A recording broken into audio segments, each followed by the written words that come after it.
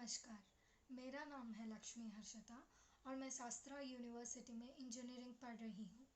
आज हम पदार्थ एवं पदार्थ के समूह के चैप्टर से कुछ इम्पोर्टेंट प्रश्नों का जवाब सीखने जा रहे हैं और हमारा पहला प्रश्न है, पारदर्शिता के आधार पर पदार्थ कितने प्रकार के होते हैं? उदाहरण सहित लिखिए। और उसका जवाब है, पारदर्शिता के आधार पर पदार्थ 3 प्रकार के होते हैं।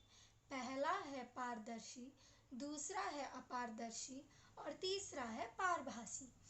जैसे कि आप इस पिक्चर में देख सकते हैं, पहला है पारदर्शी क्योंकि उसके अंदर से रोशनी पूरी तरह से जा सकती है, और दूसरा है पारभासी क्योंकि उसके अंदर से रोशनी तो जा सकती है मगर सिर्फ थोड़ा ही जा सकती है, और तीसरा पिक्चर में है अपारदर्शी क्योंकि उसके अंदर से रोशनी बिल्कुल नहीं जा सकती।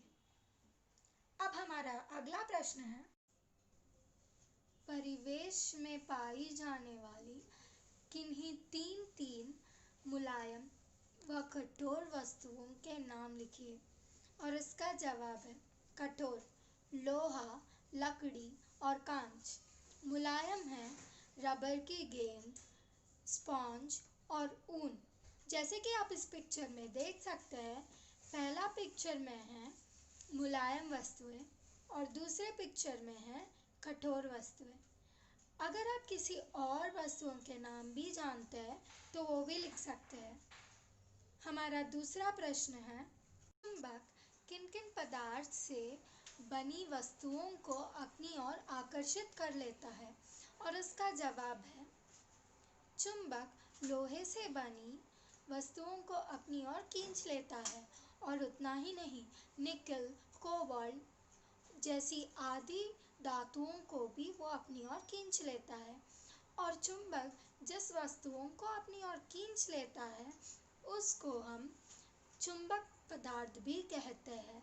हमारा अगला प्रश्न है, आसपास दिखाई देने वाली वस्तुओं को पारदर्शी, अपारदर्शी और पारभासी में चिह्नित कर उनकी सूची बनाइए।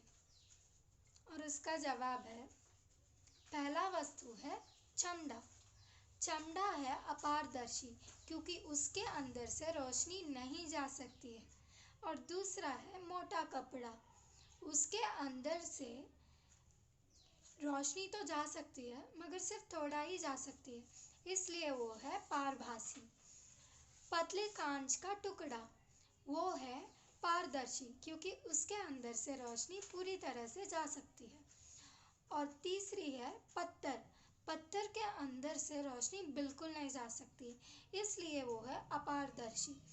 और हमारा लास्ट वस्तु है ट्रेसिंग पेपर।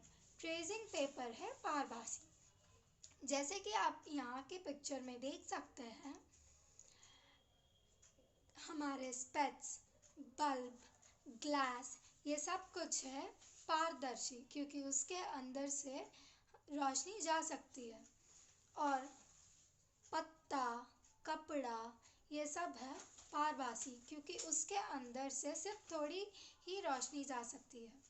और बैग, कुत्ता, केक, आइसक्रीम, ये सब कुछ है अपारदर्शी क्योंकि उसके अंदर से रोशनी बिल्कुल नहीं जा सकती।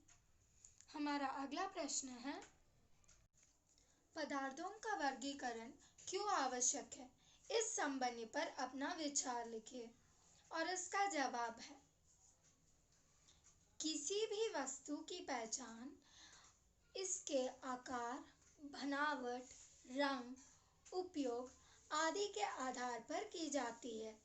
जब हम वस्तुओं को उनके विशेष गुणों, उपयोग आदि के आधार पर अलग-अलग समूहों में रखते हैं, तब उनकी पहचान आसानी से की जा सकती है।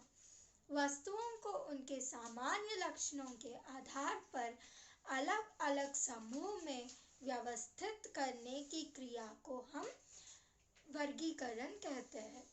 पदार्थ की बाह्य संरचना के आधार पर वर्गीकरण भौतिक वर्गीकरण कहलाता है तथा आंतरिक संरचना के आधार पर वर्गीकरण रासायनिक वर्गीकरण कहलाता है।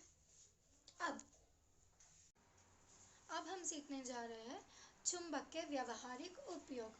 चुंबक हम कंपास तैयारी में, इलेक्ट्रिक मोटर, दरवाज़ों की घंटी, इलेक्ट्रिक जनरेटर, पंखा, कपड़े धोने वाली मशीन और रेफ्रिजरेटर के डोर में आदि में इस्तेमाल करते हैं।